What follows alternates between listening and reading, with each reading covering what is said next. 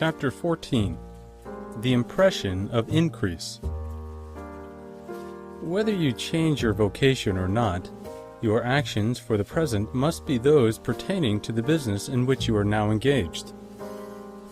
You can get into the business you want by making constructive use of the business you are already established in, by doing your daily work in a certain way. And insofar as your business consists in dealing with other men, whether personally or by letter, the key thought of all your efforts must be to convey to their minds the impression of increase. Increase is what all men and all women are seeking. It is the urge of the formless intelligence within them, seeking fuller expression. The desire for increase is inherent in all nature. It is the fundamental impulse of the universe. All human activities are based on the desire for increase. People are seeking more food, more clothes, better shelter, more luxury, more beauty, more knowledge, more pleasure. Increase in something, more life. Every living thing is under this necessity for continuous advancement. Where increase of life ceases, dissolution and death set in at once. Man instinctively knows this, and hence he is forever seeking more. This law of perpetual increase is set forth by Jesus in the parable of the talents. Only those who gain more retain any. From him who hath not shall be taken away even that which he hath. The normal desire for increased wealth is not an evil or a reprehensible thing. It is simply the desire for more abundant life. It is aspiration. And because it is the deepest instinct of their natures, all men and women are attracted to him who can give them more of the means of life. In following the certain way as described in the foregoing pages, you are getting continuous increase for yourself, and you are giving it to all with whom you deal. You are a creative center from which increase is given off to all. Be sure of this, and convey assurance of the fact to every man, woman, and child with whom you come in contact. No matter how small the transaction, even if it be only the selling of a stick of candy to a little child, put it into the thought of increase, and make sure that the customer is impressed with the thought. Convey the impression of advancement with everything you do, so that all people shall receive the impression that you are an advancing man, and that you advance all who deal with you.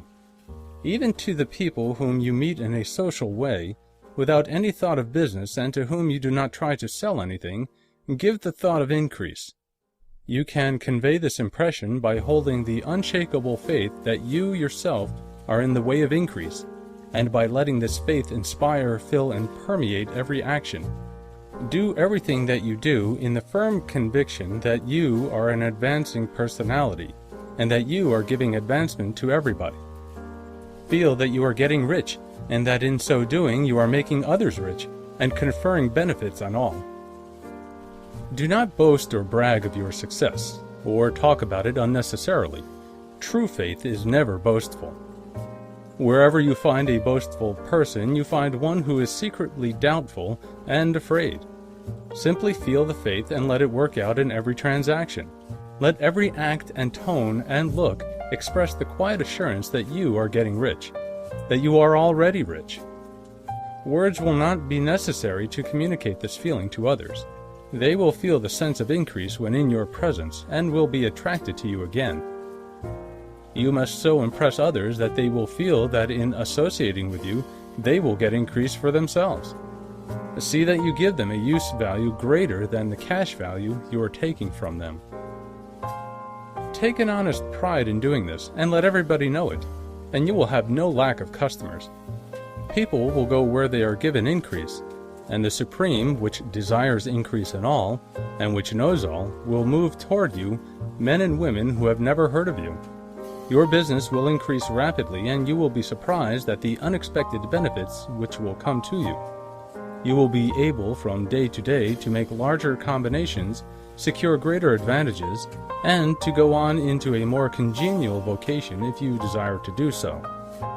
But doing all this, you must never lose sight of your vision of what you want, or your faith and purpose to get what you want. Let me here give you another word of caution in regard to motives. Beware of the insidious temptation to seek for power over other men. Nothing is so pleasant to the unformed or partially developed mind as the exercise of power or dominion over others. The desire to rule for selfish gratification has been the curse of the world. For countless ages, kings and lords have drenched the earth with blood in their battles to extend their dominions. This not to seek more life for all, but to get more power for themselves. Today, the main motive in the business and industrial world is the same. Men marshal their armies of dollars and lay waste the lives and hearts of millions in the same mad scramble for power over others.